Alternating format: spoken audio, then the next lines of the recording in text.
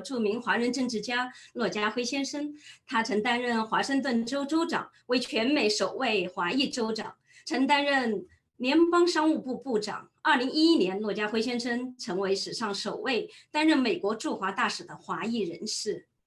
Ms. Locke was the governor of Washington State, the first Chinese American governor in United States history, and the first Asian American governor on the mainland U.S. He was a Secretary of Commerce and American ambassador to China. Gary Locke has been a leader in the areas of education, employment, trade, healthcare, human rights, and the environment. Mr. Locke is a role model for all Asian Americans. Now I would like to invite Mr. Locke to deliver the keynote speech. Please, Mr. Locke.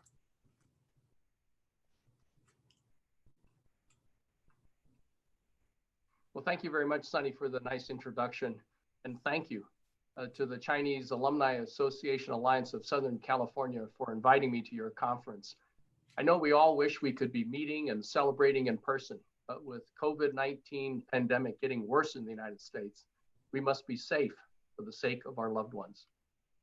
The people gathered virtually this evening have achieved much success in business, finance, science, technology, academia, government, and the arts. You have been educated at great universities in China and have chosen to bring your talents to America and to make this land your home. So we of all people should know and trumpet loudly that America is a land of immigrants. I'm just making sure that everything is working and that my video and my sound is on. Except for the Native Americans. We in America are all foreigners, whether first generation or 10th, whether our ancestors arrived from Europe or on a slave vessel from Africa or on a steamer from China. For close to 250 years, immigrants from every corner of the earth have come to America in search of freedom, hope, and opportunity. And wave after wave of immigrants have renewed and enriched America. The strength of America is our diversity of people, cultures, customs, languages, and perspectives of every color. And each wave of immigrants, unfortunately, has encountered challenges adapting to a new culture, customs, language, and a political system. Each has faced discrimination, but each has made incredible progress. Indeed, Chinese immigration has been key to the development and prosperity of America. The Transcontinental Railroad was finished by Chinese laborers in the late 1800s when the railroad was stuck outside the mountains of California.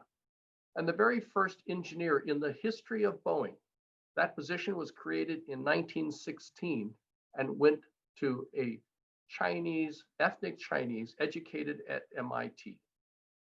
In every field, from the arts to the sciences, business to entertainment, politics to sports, Chinese Americans have contributed mightily to America. There's the beautiful architecture of I. M. Pei and the beautiful sculptures of Maya Lin, the life-saving AIDS treatment of Dr. David Ho, the life-saving technology innovations of Jerry Yang, and the graceful athleticism of Michelle Kwan, the soaring music of Yo-Yo Ma, the leadership and service of Major General John Fu, the first Chinese American to attain the rank of general in the United States Army, and of course, 8 Chinese American Nobel Prize winners.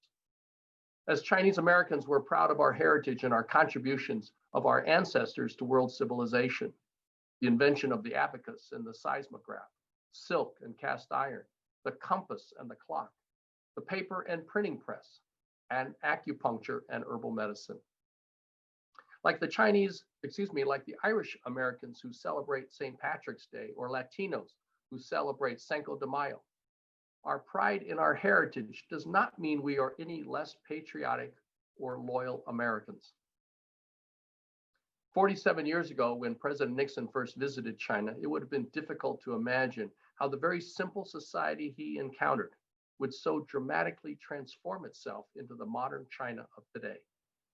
The bicycle and the hutong alleys that characterized China even 25 years ago have given way to Audis, elevated freeways, and the world's largest network of bullet trains traveling more than 200 miles per hour. Almost 14,000 miles of high-speed rail built in just 10 years. That's enough to crisscross America 7 times. And China has 1/2 of the world's tallest skyscrapers. Society in China is changing beyond all recognition. And at the heart of the most sweeping social and economic transformation the world has ever seen is the rise of a powerful new and largely urban middle class. And the pace of change has been extraordinary.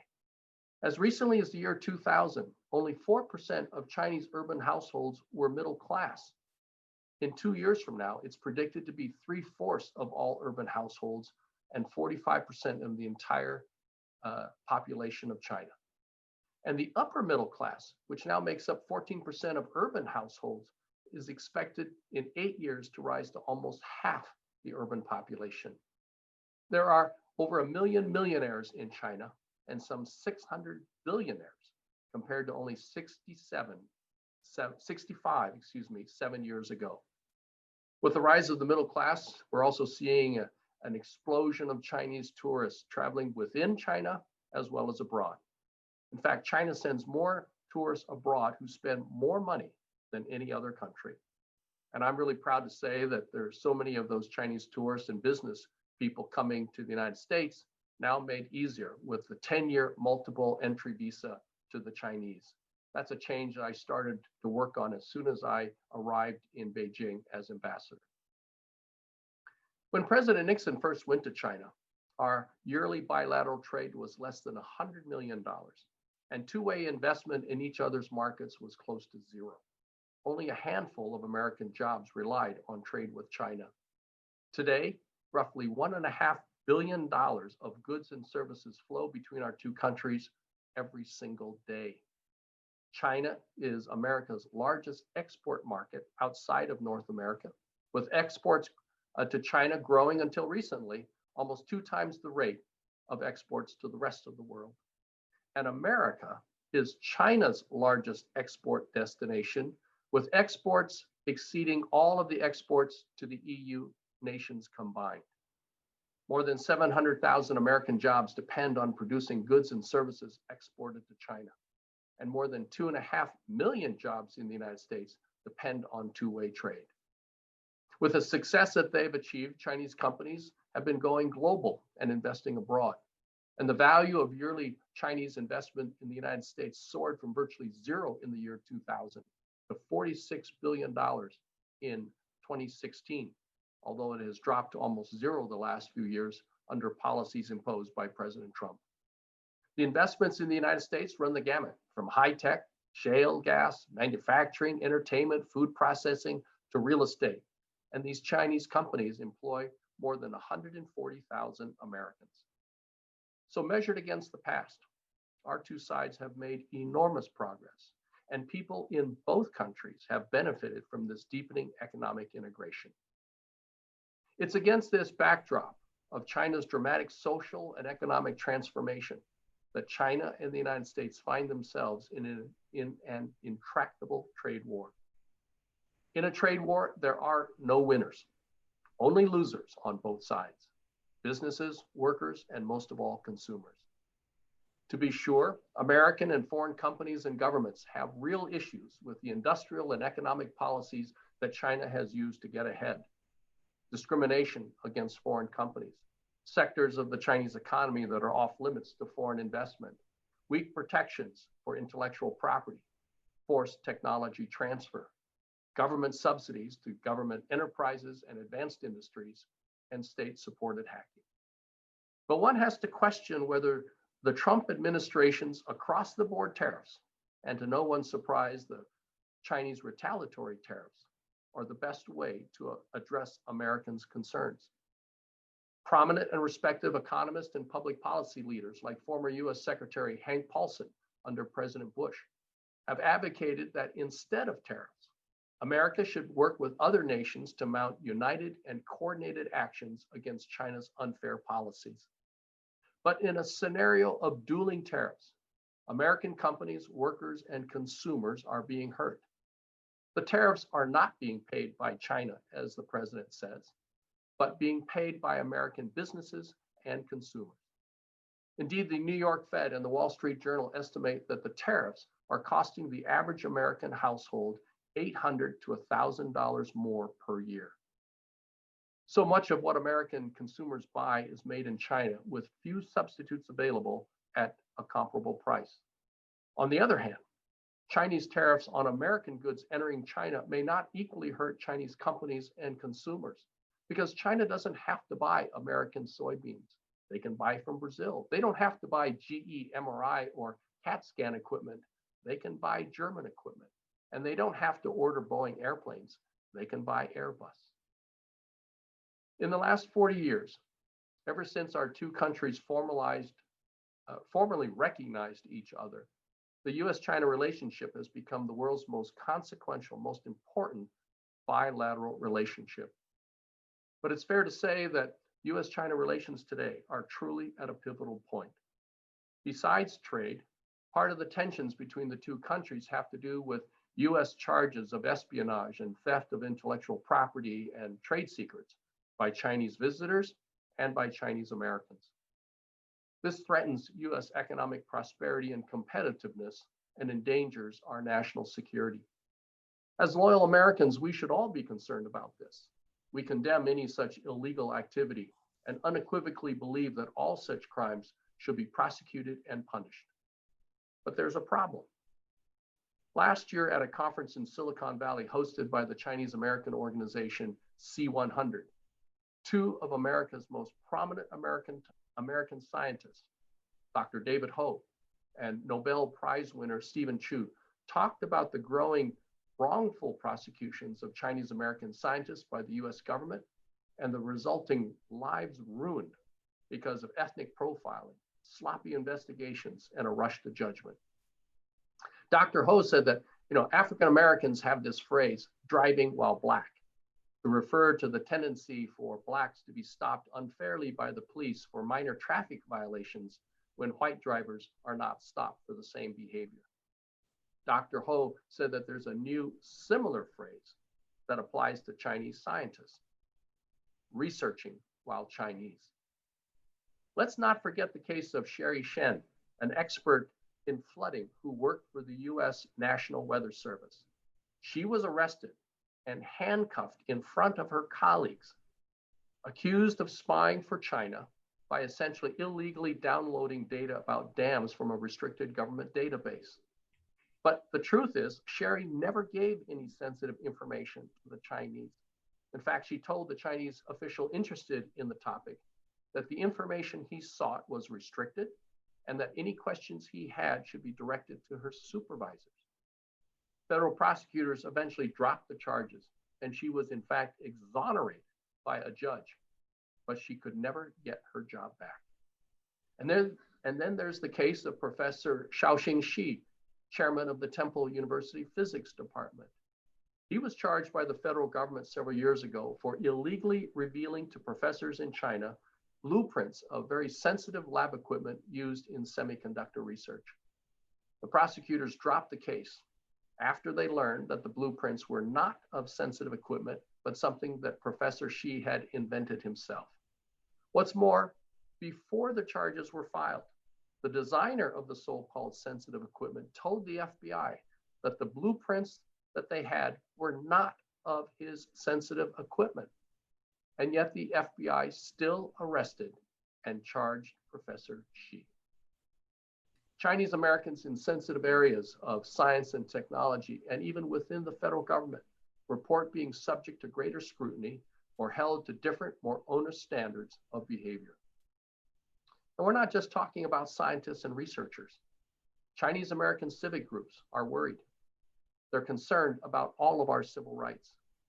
Being targeted for greater scrutiny due to one's ethnicity or heritage is contrary to the core American values of equal protection and due process. And many US firms, founded or led by Chinese Americans, report being boycotted or blacklisted from getting business from other corporations or the US government simply because their founders, funders, or leaders are ethnic Chinese. And of course, there's President Trump calling COVID-19 the China virus, the Wuhan virus, the Kung flu virus. And as a result, all across America, Asian Americans have become victims of violence and harassment, and Asian businesses have been vandalized. In the growing tensions between the United States and China, Chinese Americans have become collateral damage, and more stand to become hurt if we don't do something about it. The anti-immigrant sentiment is also affecting our immigration policies. President Trump first started by excluding people from other countries where Islam is the predominant religion, and he prevented these individuals from entering the United States. Then he significantly reduced the number of Chinese students coming to America because, as he recently said, all Chinese students are spies. And the president is now in the process of changing immigration policies that would make reunification of families virtually impossible. So if one of you want to petition to have your spouse, children, parents, or brothers and sisters emigrate from China or any other country to join you here in the United States, good luck. Our current policy says that 80% of legal immigration is for family reunification, and 20% is for skilled workers. President Trump wants to reverse that. First of all, he wants to reduce the number of legal immigration into the United States. And of that reduced amount, 80% would go for skilled workers and only 20% would be for family reunification. So if a person from China is lucky to get here on a visa as a skilled worker, and then later wants to try to bring his or her family over, forget it, because only 20% of all those coming into the United States in the future will be for family reunification. Having been the victims of the Chinese Exclusion Act that essentially prohibited Chinese immigration to America beginning in the late 1800s and continued well into the 1400s. And having suffered under the alien land laws that prohibited Asians from even owning land in the United States, we of all people must stand up against the new wave of anti-immigration sentiment affecting our country. All this brings me to my concluding point. I know that President-elect Biden values the diversity of America. He celebrates our immigrant heritage and talks often about his family's immigrant history. He has already announced several Asian Americans for cabinet positions. And don't forget, he chose an Asian American to be his vice president. He will take a firm but thoughtful approach in partnership with other nations toward China on trade, national security, and human rights. But we can't expect others to protect our rights and advance our interests. Chinese Americans and Asian Americans must be the first to stand up, protect our gains, and insist on our constitutional rights. And that means we need more Asian American elected officials. We as Asian Americans have achieved an outsized impact in business, science, the arts, and academia that greatly exceeds our numbers, but that has not yet extended to politics. Of course, there are exceptions. And I'd like to note that President Obama in particular, with 3 Asian American cabinet secretaries and many others in senior posts throughout his administration, made great efforts to include our community in his government. But in Congress, state houses, and city halls across America, Asian Americans remain seriously underrepresented. Consider the fact that although Asian Americans make up almost 6% of the US population, they account for less than 2.5% in the United States Congress. And it's a similar story in your state of California. Asian Americans make up 17% of the state's population, but only 11% in the California legislature or California Assembly. In New York City, with a population of 12% Asian Americans, only 4% of the New York City Council are Asian American. 50 or 60 years ago, we could chalk this up to discrimination, but I don't think that's the case today. I believe that too many Chinese Americans continue to harbor the misguided belief that politics and government service is somehow less noble or useful than becoming a doctor or a lawyer or a software engineer or a high-tech entrepreneur. Having given our blood, sweat, and tears in building and defending this country, we have every right, indeed a responsibility, to be at the table helping set the policies that affect our communities, our families. That's a message everyone in this room can help spread. We've got to help people understand the need for more talented and engaged Chinese American and Asian American elected officials. We need a new generation of Chinese Americans to make sure that we are represented, heard, and respected in the halls of power and throughout society. Chinese Americans who will remind our nation that America is a land of immigrants and that our strength and vitality as a nation comes from our diversity. It's our job to help empower this new generation of Asian American and Chinese American public officials.